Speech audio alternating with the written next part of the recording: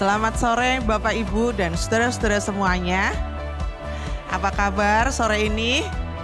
Luar biasa di tengah situasi liburan, lebaran Bapak Ibu. Jadi selamat datang untuk kita semuanya yang Kristen, yang bukan Kristen. Dan tentunya sore hari ini kami semua yang ada di depan menyambut Bapak Ibu semuanya dengan penuh sukacita. Selamat datang di The City Light Purwokerto. Kami semua yang di depan juga mengucapkan mohon maaf lahir dan batin. Jadi mungkin kadang-kadang Bapak Ibu lihat, aduh ini drumnya berisik banget, atau gitarnya kekerasan, atau soundnya nging gitu ya. Nah mohon maaf lahir dan batin, dan kita semuanya akan sore hari ini, saya minta kita semuanya beri aplaus Bapak Ibu untuk teman-teman yang ada di depan. Ya. Luar biasa, yang lain pada pergi liburan Bapak Ibu, mereka semua tetap standby di The City Light Purwokerto. Dan mereka tidak mengurangi waktu latihan, mereka mempersiapkan diri dengan baik untuk melayani kita semuanya sore hari ini. Jadi senang sekali kami semuanya bisa berjumpa dengan Bapak Ibu dan saudara-saudara semuanya. 1 jam ke depan kita semuanya akan beribadah. Dan nanti pesan Tuhan akan disampaikan oleh Pendeta Santos dari STT Soteria Purwokerto. Dan Pak Yaro senang banget ya. Dan nanti kita juga akan selesai ibadah ini, jangan langsung pulang Bapak Ibu, tetap ada makanan, ada kue kering karena lebaran. Jadi kali ini F&B-nya kue kering. Dan ada teh, ada kopi untuk kita bisa nikmati bersama-sama ya. Terima kasih juga Bapak Ibu yang mudik datang sore hari ini. Bu Angga jauh-jauh terbang dari Kalimantan. Lalu ada Rahel yang walaupun bumil muda ini, dia masih bisa energik untuk datang ibadah sore hari ini. Selamat menikmati ibadah kita sore hari ini. Mari kita siapkan hati kita untuk sama-sama disentuh Tuhan oleh anugerah Tuhan lewat ibadah kita sore hari ini. Selamat beribadah, Tuhan Yesus memberkati kita semuanya. Victor and the City Light Band Purwokerto. Sebelum kita mau mendengarkan kebenaran firman Tuhan Bapak Ibu semuanya, bersama-sama kita mau naikkan pujian ini. Kita mau rasakan kasih Tuhan. Kita mau sadari bahwa karena salibnya dosa kita ditebus, dosa kita telah mati. Dan hanya bersama Tuhan sajalah kemenangan dapat terjadi dalam kehidupan kita.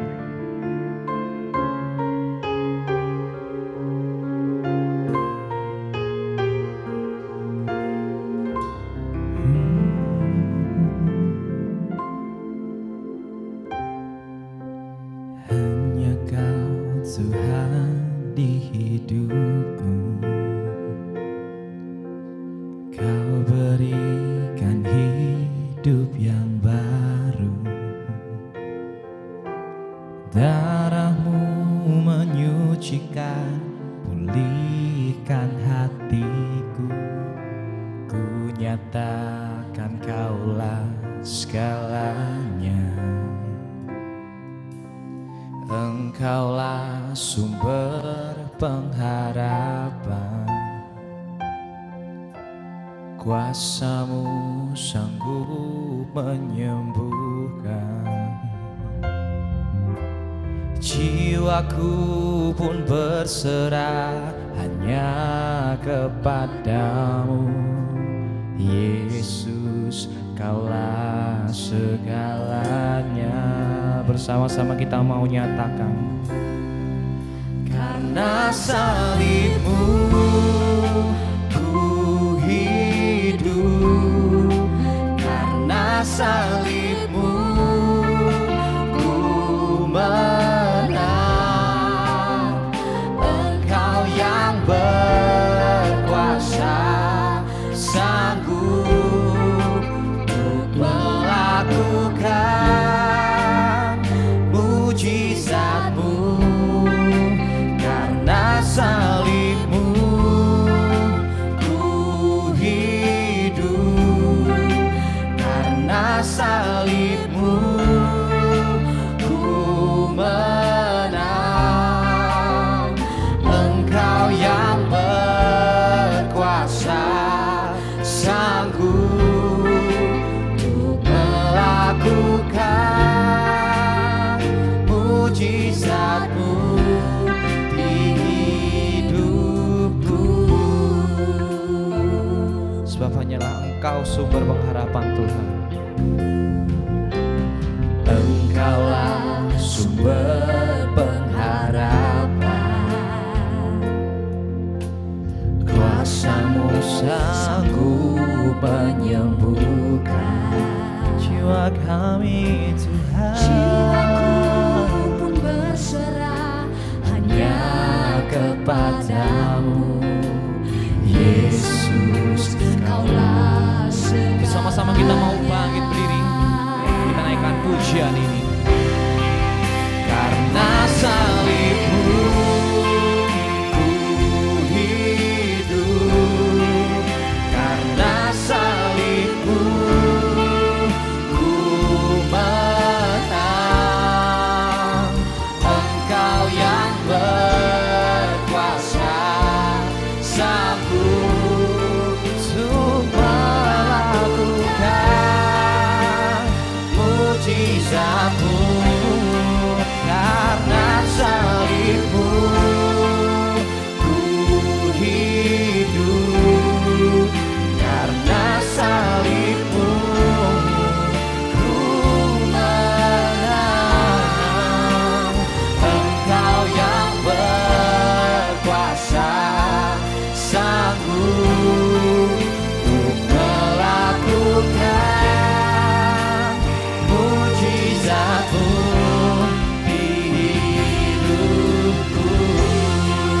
Mari sama-sama kita mau sembah nama Tuhan.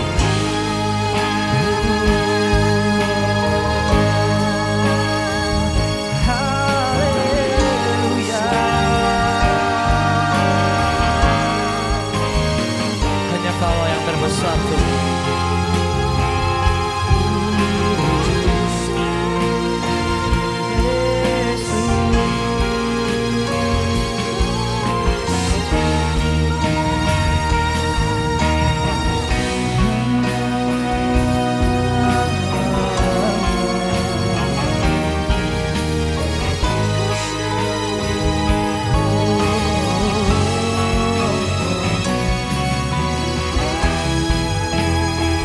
Semuanya bersama-Mu Tuhan, kemenangan dapat terjadi dalam kehidupan kami. Mari Bapak Ibu semua bersama-sama kita mau nyatakan bersama.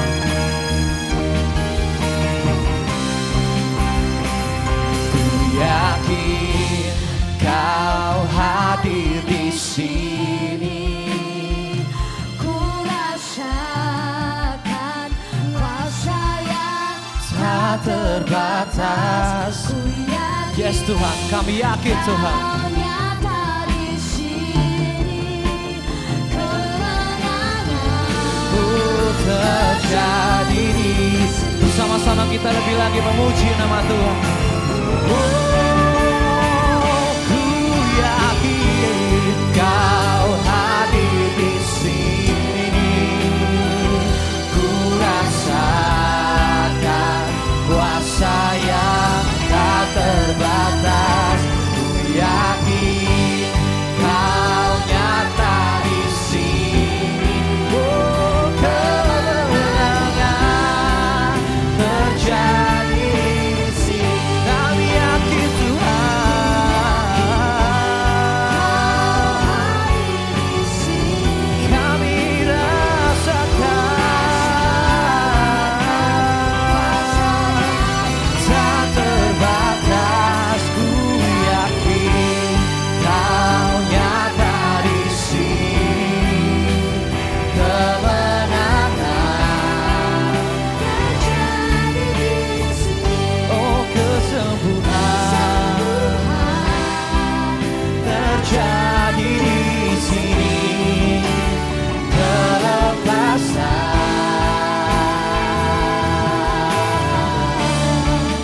terjadi di sini. Beri sorak-sorai untuk nama Tuhan Bapak Ibu Saudara semuanya.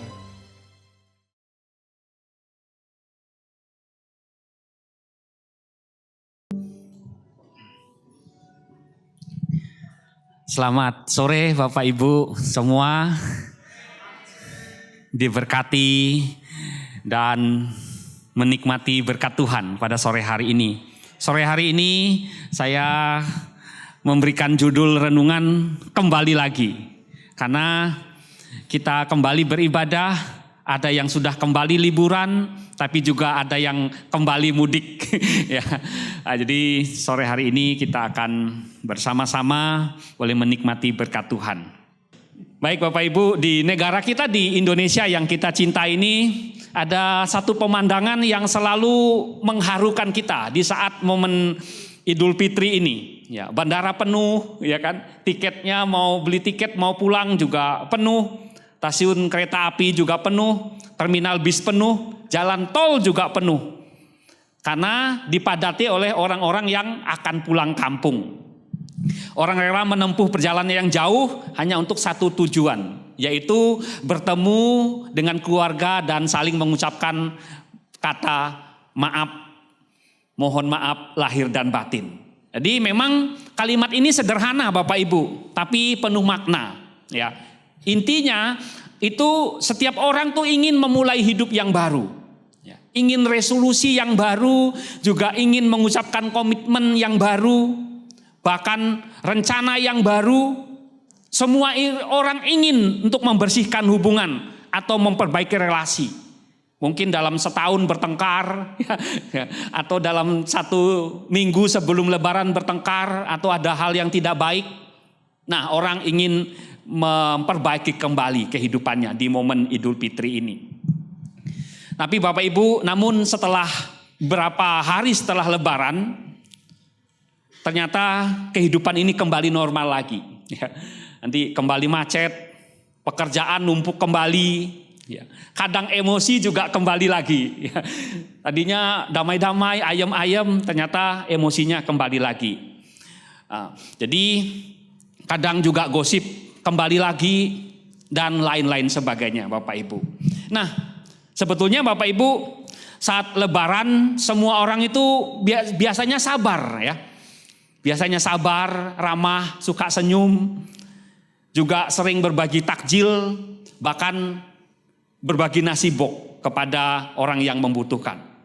Kalau mobilnya disalib, mungkin masih bisa tersenyum. Ya.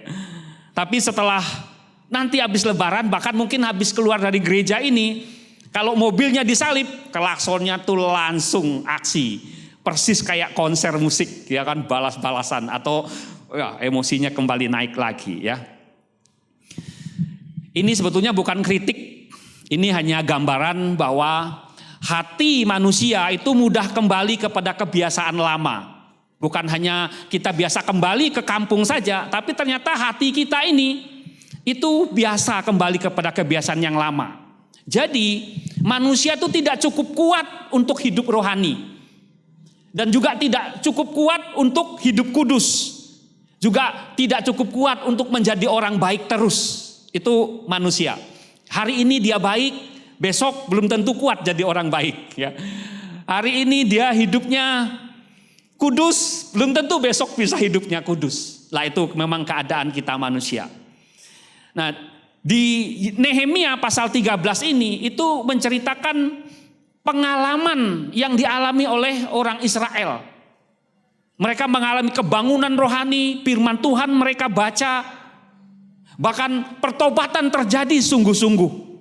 Tapi setelah Nehemia datang kembali ke Yerusalem, dia menemukan yang dulunya pertobatan sejati, yang dulunya rumah Allah dibangun, dijaga dengan baik, tembok dibangun dengan baik, ternyata kota itu tidak dirawat, bait Allah tidak dirawat kembali, bahkan upacara ibadah tidak berjalan dengan lancar.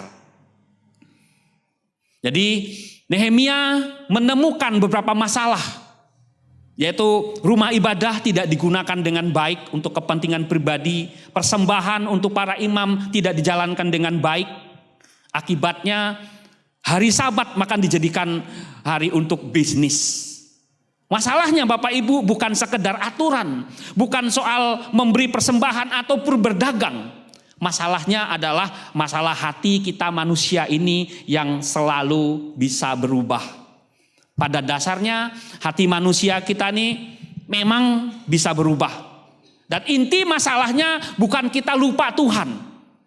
Tetapi kita merasa bahwa kita bisa hidup seolah Tuhan tidak pernah penting dalam hidup kita. Itu paling masalah dalam hidup kita. Bukan kita lupa Tuhan, bukan kita lupa yang rohani, tapi kita merasa kita bisa hidup seolah Tuhan tidak penting dalam hidup kita. Apa yang terjadi ketika kita hidup seolah Tuhan tidak penting dalam hidup kita? Jadi ketika manusia mulai merasa seolah Tuhan tidak penting dalam hidupnya, yang terjadi bukan sekedar perubahan keyakinan, tetapi perubahan seluruh arah hidup.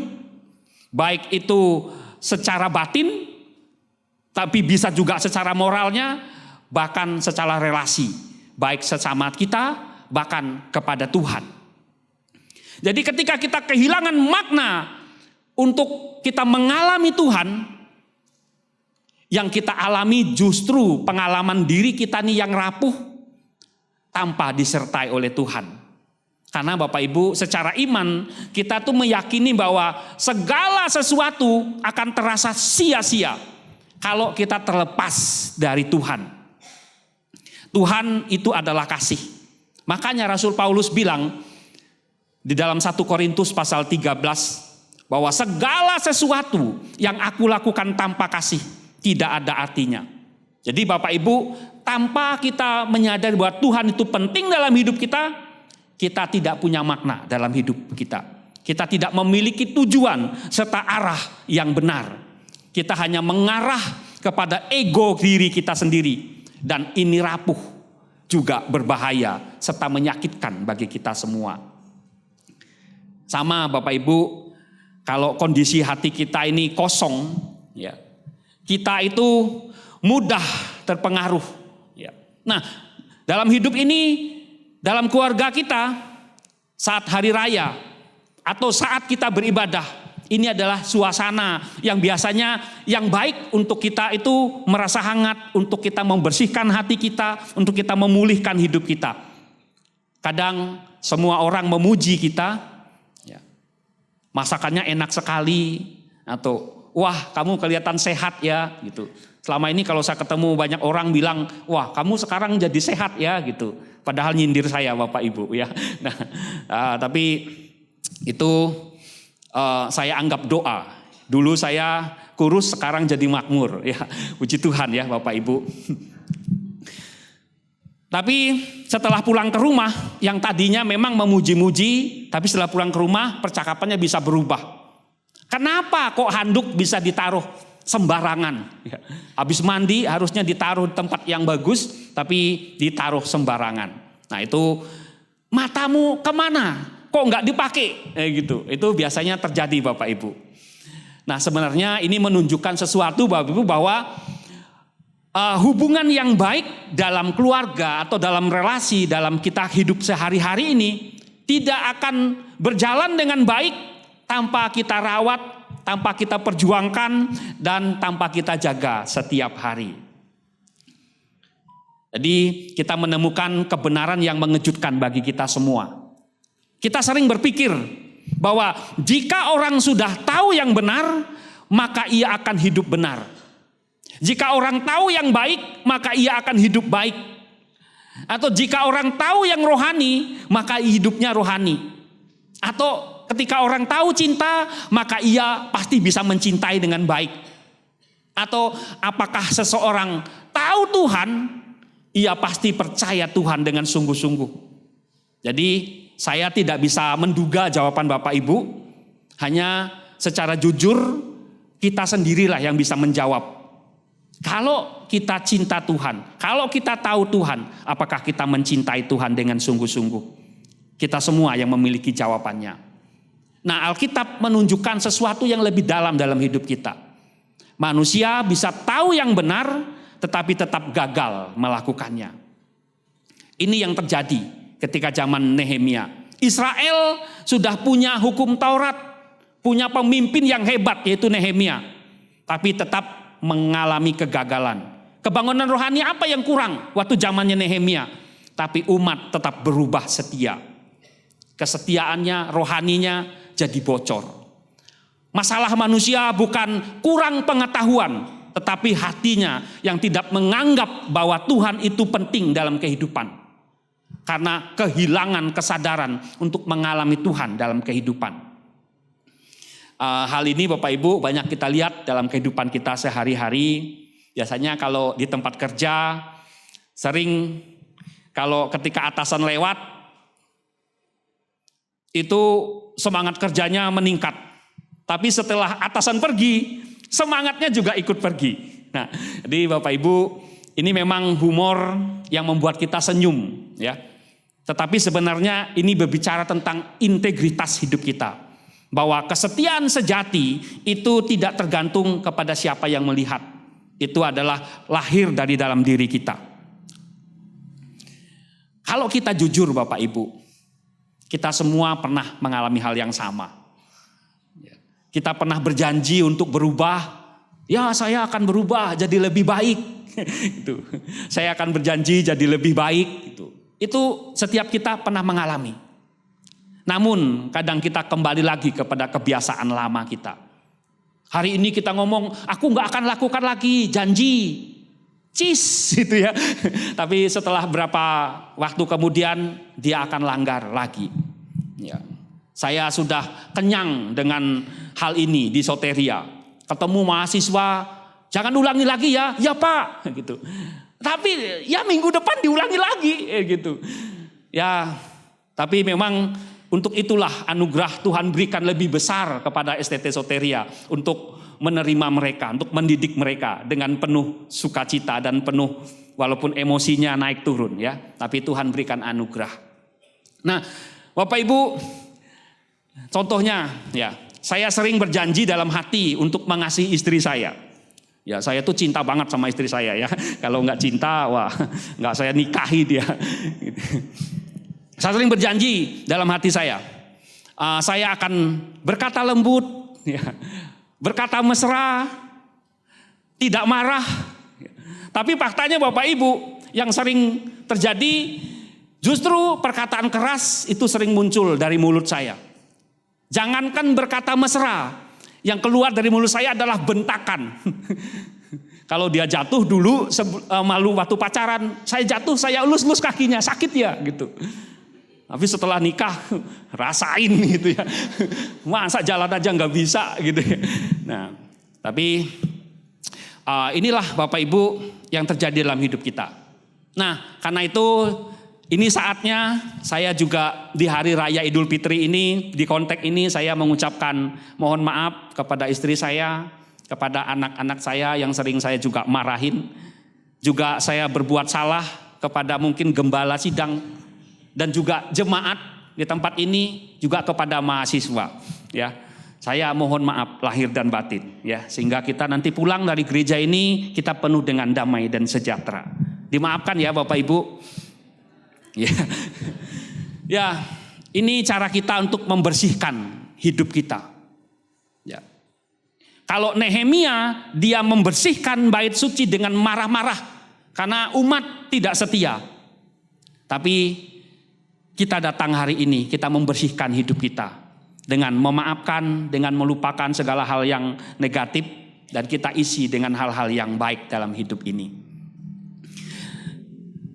Kalau Nehemia dia membersihkan rumah Allah secara fisik, tapi melalui kasih Tuhan, melalui Yesus, Yesus datang mengasihi kita, Ia tidak menghakimi kita, Ia memulihkan dan membersihkan hidup kita, Dia berikan yang baru. Dia berikan anugerahnya bagi kita. Jadi anugerah Tuhan selalu tersedia dalam hidup kita. Nah, melalui momen hari raya ini, melalui ibadah hari ini, itu merupakan kesempatan besar bagi kita semua untuk kita memperbaharui hubungan dengan keluarga kita. Jangan tunggu konflik besar baru kita berdamai. Ya. Jangan tunggu sudah rame ribut baru mau berdamai. Tapi mulailah dari hal kecil, yaitu mendengar dengan sabar, berbicara dengan lembut, tahan emosi sebelum ngomong. Pakai kacamata hitam supaya pandangan mata tidak melotot, tidak kelihatan melotot kalau lagi marah Bapak Ibu. Ya, hargai pasangan, hargai anak.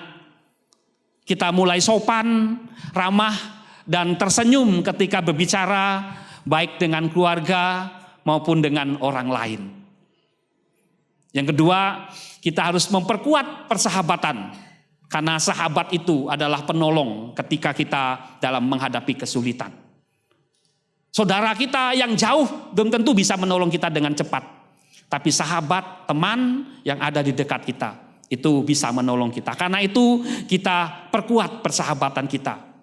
Dengan satu pesan yang sederhana itu berarti besar. Dan itu menjadi perhatian kepada sahabat-sahabat kita.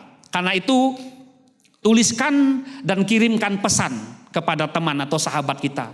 Apa kabarmu hari ini? Apakah yang tadi pagi sudah ada yang nanya begitu kepada mungkin sahabatnya atau temannya, ya, atau keluarganya, bagaimana kabarmu hari ini? Ini kita memperkuat persahabatan kita. Karena di tengah dunia yang sibuk, perhatian kecil itu menjadi berkat besar bagi orang yang membutuhkan. Kemudian kita akan menjalankan pekerjaan dengan integritas. Jadi iman tidak hanya terlihat di tempat ibadah, iman itu perlu terlihat di toko, perlu terlihat di kantor, perlu terlihat di kampus, perlu terlihat di pasar, juga perlu di jalanan, bahkan di setiap sudut dimanapun kita berada. Iman yang kita percaya ini, itu dapat dilihat oleh orang lain. Karena setia dalam hal perkara kecil, itu adalah tanda hati kita yang benar, hati kita yang mengasihi Tuhan. Jadi saudara-saudara, Bapak Ibu semua, dalam ibadah ini mengingatkan kita tentang pengampunan, tentang pembaharuan dan pemulihan yang datangnya dari Tuhan. Firman Tuhan mengajak kita bukan hanya untuk merasakan damai sesaat, tetapi hidup dengan hati yang terus diperbaharui setiap hari. Mari kita menjaga hati kita, jangan sampai hati kita bocor oleh emosi, ya, oleh iri hati, bahkan bocor dengan pikiran yang kotor, dengan pikiran yang negatif. Karena itu mari kita rawat relasi kita satu dengan yang lainnya, terutama relasi kita dengan Tuhan. Mari kita hidup dengan kesetiaan, karena setia itu mutiara kehidupan, ya, sangat diperlukan dan itu sangat berharga dalam kehidupan kita. Karena itu ajakan saya bagi kita semua, baik yang Kristen maupun yang non-Kristen, rawat relasi kita, yaitu mendengar dengan sabar, ya. Jadi ini ajakan saya lagi kepada Bapak Ibu semua, ya, mendengar dengan sabar, jangan cepat-cepat motong pembicaraan, tapi mendengar dengan sabar, kemudian berbicara dengan lembut dan tahan emosi, ya. Di besok saya juga mau belajar sama Pak Hendy, dengar dengan sabar, ya, bicara dengan lembut, tahan emosi ya Pak Hendy ya. Ya, oke ya, kita semua, ya, ini cara kita untuk kita mau lakukan dalam hidup ini, ya. Kemudian jangan lupa kirim pesan, bagaimana kabarmu hari ini, ya. Tuhan tolong setiap kehidupan orang yang kita kirimi kabar, ya, kita beri pesan. Bapak Ibu, manusia bisa lupa, bisa jatuh kembali, bisa gagal, tetapi kasih Tuhan tidak pernah berubah. Ketika kita lemah, Tuhan beri kita kekuatan. Ketika kita jatuh, Tuhan mengangkat kita kembali. Karena itu, mari kita jalani hidup ini dengan kita berserah dalam penyertaan Tuhan. Karena Tuhan selalu menyertai dan menuntun hidup kita. Bersama dengan Tuhan, iman kita dikuatkan, kiranya kita terus berjalan bersama dengan Tuhan. Amin. Tuhan Yesus memberkati. Kita akan menyanyikan lagu Peluk Aku Tuhan Sebentar Saja. Biar hati kita boleh merasakan pemulihan yang datangnya dari Tuhan. Victor yang akan menyanyikan. Tuhan peluk aku sebentar saja, hangatkan jiwa yang mulai lemah, biar aku bisa bertahan. Peluk aku Tuhan.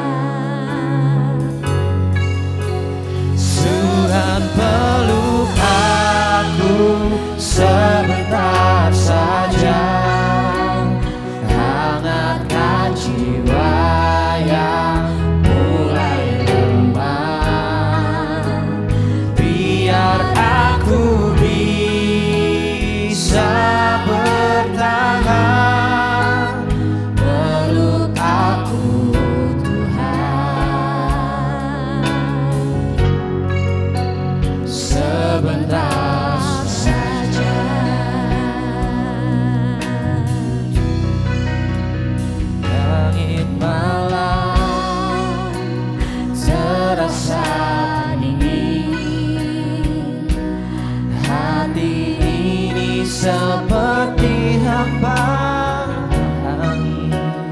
Aku mencari, aku menunggu, namun sunyi tak mau berlalu. Biarlah tak lagi terhapus bila aku hampir runtuh. Tuhan peluk aku sebentar saja, hangatkan jiwa yang mulai lemah. Biar aku bisa bertahan, peluk aku Tuhan, sebentar saja. Peluk aku Tuhan, sebentar saja. Peluk aku Tuhan, sebentar saja. Ya Tuhan, di tengah hati kami yang rindu dipulihkan. Kami jujur, kami lemah, kembali kepada kebiasaan kami yang lama. Ajar kami untuk menyerahkan diri kami kepada tuntunan Tuhan, agar kami diisi dengan kasih dan anugerah Tuhan. Tolong kami semua untuk menjaga hubungan kami dengan keluarga kami, dengan teman, supaya hidup kami ini menjadi bukti surat Kristus yang terbaca dalam setiap kehidupan. Kami memancarkan, merefleksikan kasih dan anugerah Tuhan dalam kehidupan kami. Ajar kami untuk hidup jujur, setia, dan untuk kami membawa damai. Biarlah hidup kami ini menjadi berkat bagi banyak orang. Dalam nama Tuhan Yesus, Juru Selamat kami sudah berdoa. Amin.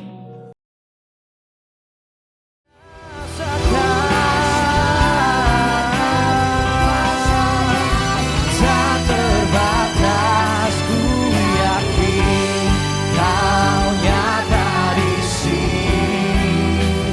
Kemenangan terjadi di sini. Oh, kesembuhan terjadi di sini. Kelepasan